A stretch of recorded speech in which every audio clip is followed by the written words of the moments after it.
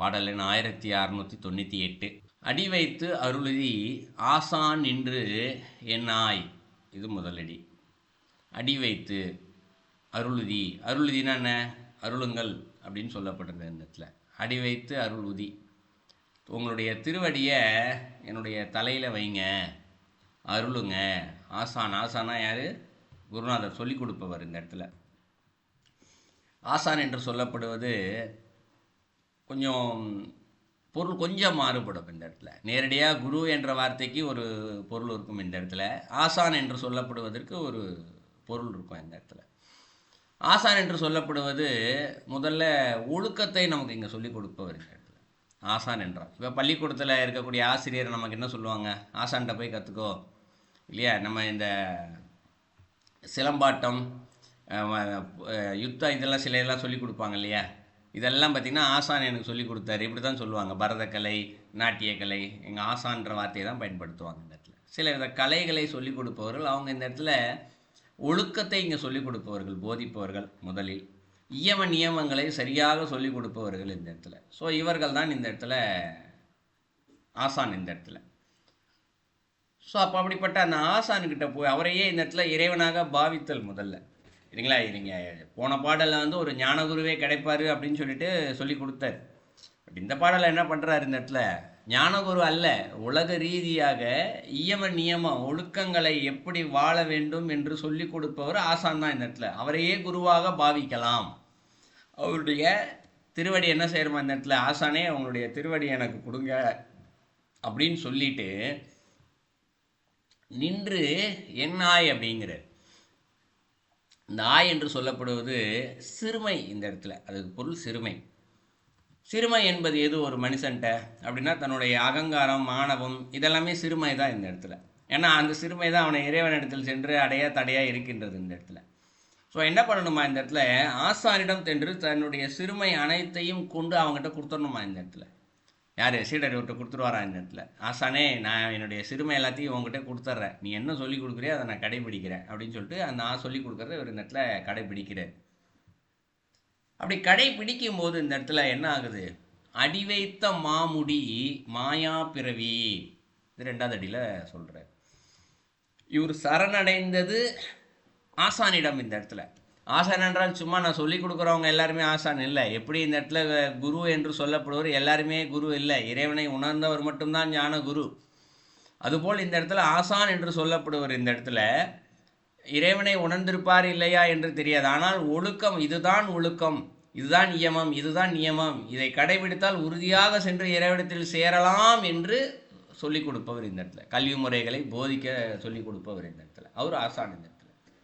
அவரையே இந்த இடத்துல தன்னுடைய குருவை இவர் சொல்லிக் கொடுப்பார். இவருக்கு எல்லாமே தெரியும், இவர் சொல்லிக் கொடுக்கறத வச்சு நம்ம சிறுமைகள் எல்லாத்தையும் போயிடும், இறைவனை செஞ்சு அடைஞ்சிடலான்ற எண்ணத்தோடு அவரை சரணடைந்து நிற்றல். அப்படி நிற்கும் போது என்ன நடக்குதா? அடி வைத்த மாமுடி அப்படிங்கிறாரு. மாமுடினா யார் இந்த இடத்துல? இப்போ முடினா இந்த இடத்துல தலைவன் என்று பொருள், எல்லாத்துக்கும் தலைமை, தலைவர் என்று பொருள். மாமுடி அப்படிங்கிறாரு. மாமுடினா தலைவர்களுக்கெல்லாம் தலைவன். யார் இந்த இடத்துல? இறைவன் தான் இந்த இடத்துல. அப்போ என்ன பண்ணுறாரு அந்த இடத்துல? உலக ரீதியாக இருக்கக்கூடிய ஒரு குருவை சரணடைந்து அவர் சொல்வதை கேட்டு அப்படியே நடக்கும்போது இறைவனே அவருடைய திருவடியை கொண்டு வைக்கிறார் இந்த இடத்துல. இப்போ திருவடியை வச்சதுக்கப்புறம் என்ன நடக்குது இந்த இடத்துல? மாயா பிறவி அப்படிங்கிறார். இப்போ இந்த பிறவி வந்து மாயா பிறவி தானே, மாயையில் தானே மாட்டிட்டு முடிச்சுக்கிட்டு இருக்கோம். உண்மை என்னன்றது நமக்கு தெரியவே இல்லையே இந்த இடத்துல. அப்போ இப்படிப்பட்ட ஒரு நிலையில் இறைவன் திருவடியை வச்சார்னா என்ன நடக்கும் இந்த இடத்துல? இந்த மாயை அனைத்தும் விலகி போகும் இல்லையா? மாணிக்க வாசகருக்கு தலையில் கொண்டு போய் தன்னுடைய திருவடியை வச்சார், வச்சவொடனே என்ன ஆயிடுச்சு? மாயை ஃபுல்லாக விலகிடுச்சு அவருக்கு இந்த இடத்துல, மாணிக்க வாசகருக்கு. அதுபோல் இந்த இடத்துல இந்த சாதகருக்கு விலகுகின்றது. அதற்கடுத்து என்ன நடக்குது? அடி வைத்த காய அருள் சக்தியாலே, இது 3வது அடி. அடி வைத்த காய அருள், காயம் என்று சொல்லப்படுவது இந்த உடம்பு. இப்போ குரு, இந்த இறைவனே குருவாக வந்து அவருடைய திருவடியை தலை மேலே வைக்கிறாரு, வச்சவனே மாயை அகன்றுச்சு இந்த இடத்துல. எங்கே ஆகுது? இந்த உடம்பு மேலே தான் இல்லையா? இது காயம், இதற்கு பேர். அப்போ இறைவனே அவருடைய திருவடியை வைத்த இந்த உடம்பில், மாயை நீங்கிய உடம்பில் அருள் சக்தியாலே அப்படிங்கிறார். அப்போ இறைவனுடைய சக்தி வந்து முழுசாக கிடைச்சிருச்சு இந்த இடத்துல, அருள் சக்தி கிடைச்சிருச்சு இந்த இடத்துல. இப்போ மாயை என்பது துளியும் இல்லை, அருளால் நிறைந்திருக்கின்றார் அந்த சாதகர். அப்போ என்ன ஆயிடுச்சு இந்த இடத்துல, அடிபெற்ற ஞானத்தன் ஆசற்று உலானே. இது 4வது அடி. அடிபெற்ற ஞானத்தன் யார்? இறைவனுடைய திருவடியை பெற்ற ஞானத்தன் அப்படிங்கிறார். அப்போ உண்மையான ஞானத்தை அவர் பெற்றவர் தான் ஞானத்தன் இந்த இடத்துல. ஸோ அப்படிப்பட்ட அந்த ஞானத்தை அவர் பெற்றதுனாலே ஆசு அற்று அப்படிங்கிறார். ஆசுனா குற்றம் என்று பொருள். ஸோ குற்றமற்று உலானே அப்படிங்கிறார். குற்றம் என்று சொல்லப்படுவது இந்த இடத்துல மும்மலங்கள், ஆணவம், கண்மம், மாயை, எதெல்லாம் இறைவனுடைய தடையாக இருக்கின்றதோ இது எல்லாமே குற்றம் இல்லாமல் அங்கு உலானே இருக்கின்றான் அப்படின்னு சொல்லிட்டு முடிக்கிறார் 4வது அடியில். இப்போ 4 அடிக்கும் சேர்த்து பொருள் பார்த்தோம் என்றால், போன பாடலில் ஞானகுருவே கை காட்டுறாரு அப்படின்னு சொல்லி காமிச்சார். இந்த இடத்துல இறைவன் கை காட்டுறாரு ஞானகுருவை, ஞானகுரு வழியாக எல்லாத்தையும் தெரிஞ்சுக்கலாம் அப்படின்னு சொல்லிட்டு சொல்கிறார். அப்போ பலர் கேட்கலாம் இல்லையா, இது ரொம்ப பெரிய நிலையாக இருக்கின்றது, இதை அடைவது எப்படி, ரொம்ப கடினமாயிற்றே அப்படின்னு சொல்லி யாராவது கேட்டால் அதற்கும் இங்கே பதில் சொல்கிறாரு. ஏன்னா போன பாடலில் சத்தும் அசத்தம், உண்மையில் அதை தெரிஞ்சுக்க சொல்கிறாரு. அந்த அளவுக்கு எனக்கு மனப்பக்குவம் இல்லையேப்பா அப்படின்னு யாராவது ஒரு கேள்வி கேட்டால் அவர்களுக்கு பதில் சொல்லுகின்றார். சரி, நீ உண்மையில் தெரிஞ்சுக்கணும், நீ இந்த உலகத்தில் ஏதாவது ஒன்று யாரோ ஒன்று உனக்கு சொல்லி கொடுத்துருப்பார்கள் இல்லையா, நன்மையானது ஒன்றை ஏதேனும் யாரேனும் உனக்கு சொல்லிக் கொடுப்பார்கள், ஒழுக்கத்தை இயம நியமத்தை சொல்லி கொடுத்திருப்பார்கள். அந்த இயம நியமத்தை நீ என்ன பண்ணணும், சரியானபடி கடைபிடிக்க வேண்டும் என்பது ஒன்று. அந்த கடைபிடிப்பது ஒன்று, கடைபிடிப்பதோடு சேர்த்து சொல்லி கொடுப்பவரை இந்த இடத்துல இறைவனாக பாவித்து அவரை சரணடைந்து நிற்றல், தன்னுடைய சிறுமை அனைத்தையும் அவரிடமே ஒப்படைத்து நிற்றல். அகங்காரம் வருதா, முதல்ல அவர்கிட்ட போய் நின்னணும். எப்போ ஆசானே நீங்கள் சொல்லி கொடுத்தீங்க, கடைபிடிக்கிறேன், எனக்கு இந்த மாதிரி அகங்காரம் நிறையா வருது, இச்சைகள் நிறையா வருது, பொய் சொல்கிற நிறையா, இப்படி என்ன பண்ணணும், அவர்கிட்ட போய் எல்லாத்தையுமே சொல்லிடணும் இந்த இடத்துல.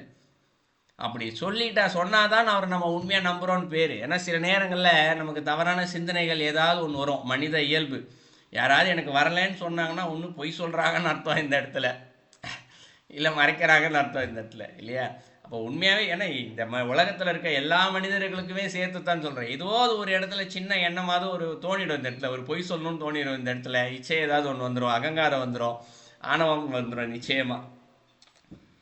இதை போய் அவங்க சொல்கிறாங்கன்னா என்ன அர்த்தம், இன்னொருத்தட்ட போய் அவங்கள முழுசாக நம்புகிறாங்கன்னு பொருள் இந்த இடத்துல.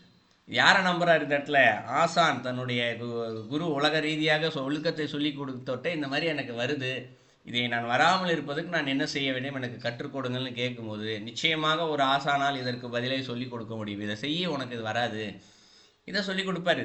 இது ராமகிருஷ்ண பரமஹம்சருடைய வாழ்க்கை வரலாறில் குறிக்கப்பட்டிருக்கு இந்த இடத்துல. அவர் ஞானி தான், ராமகிருஷ்ண பரமஹம்சர் முழுமையான ஞானி. ஆனால் அவர்கிட்ட இருக்க சீடர்களுக்கெல்லாம் அடிக்கடி இச்சைகள் தோணுமா இந்த இடத்துல. அப்போ இச்சை தோணும் போது அவங்க என்ன பண்ணுவாங்களா, நேராக குருநாதர்கிட்ட தான் சரணடைவாங்களாம். நேராக உள்ள வாசல்லேருந்து உள்ளே நுழைவாங்களாம். நுழையும் போது இப்படி பார்ப்பாராம் குரு, என்னப்பா வந்துச்சா எண்ணம், சரிவா இங்கே உட்காரு அப்படின்னு வரான். உட்கார்ந்தனே தன்னுடைய கைகளில் எடுத்து அவருடைய தலைமையில் வச்சு இப்படியே மந்திரம் சொல்லுவாராம். மந்திரம் சொன்னே அவங்க எண்ணம், தீய எண்ணங்கள் எல்லாமே அவங்கள விட்டு விலகி போயிடுமா. சரி இப்போ போய் நீ ஜபம் பண்ணு அப்படின்னு வரான். அவங்களுக்கு அந்த எண்ணமே இருக்காதான் சுத்தமாகவே இந்த இடத்துல. இதுபோல் முழுமையாக சரணடைந்து நித்தல் யார்கிட்ட, ஆசானிடம் இந்த இடத்துல. அப்படி நிற்கும் பொழுது இவர்கள் சரணடைந்தது உலக ரீதியாக இருக்கக்கூடிய ஆசான் கிட்ட. ஆனால் இறைவன் அந்த ஆசானுக்குள்ளும் இருக்கின்றார். ஏனென்றால் இந்த உலகத்தில் இறைவன் இல்லாத பொருள் என்று எதுவும் இல்லை. அப்போ இறைவன் என்ன பண்ணுறாரு, நீ இவ்வளோ தூரம் சரணடைச்சிட்டியா வா என்று தன்னுடைய திருவடியவே அவர் மீது வைக்கின்றார் இறைவன். ஸோ இறைவன் அவருடைய திருவடியை வைத்ததுக்கு பின்பாக அவருடைய மாயை முதலில் விலகுகின்றது. மாயை விலகிய பின்பாக அப்போ அவருடைய எண்ணம் எப்படி இருக்கும் இந்த இடத்துல, பற்றுக்கள் இருக்காது, இச்சைகள் இருக்காது, ஆசைகள் ஒன்றும் இருக்காது இந்த இடத்துல. அப்போ இறைவனை மட்டுமே சிந்தித்து கொண்டு அவர் அங்கே நிற்கும் பொழுது அந்த உடம்பில் அருள் சக்தி பெருகுகின்றது. இறைவனுடைய அருள் மட்டும்தான் இருக்குது இந்த இடத்துல. ஏன்னா ஆசை இல்லாத இச்சை இல்லாட்டில் அன்பு ஊற்றெடுத்து பெருகும் இந்த இடத்துல. ஸோ இறைவனுடைய அருள் சக்தி அதிகமாக இருக்கும். இறைவனுடைய அருள் சக்தி முழுமை பெறும்போது அவர் முழுமையான ஞானத்தை பெறுகின்றார். அவர் பெற்ற ஞானத்தின் வழியாக அவர் ஒரு குற்றமும் இல்லாத நிலையை அவர் அடைகின்றார். சரி, அந்த பாடலுடைய கருத்து.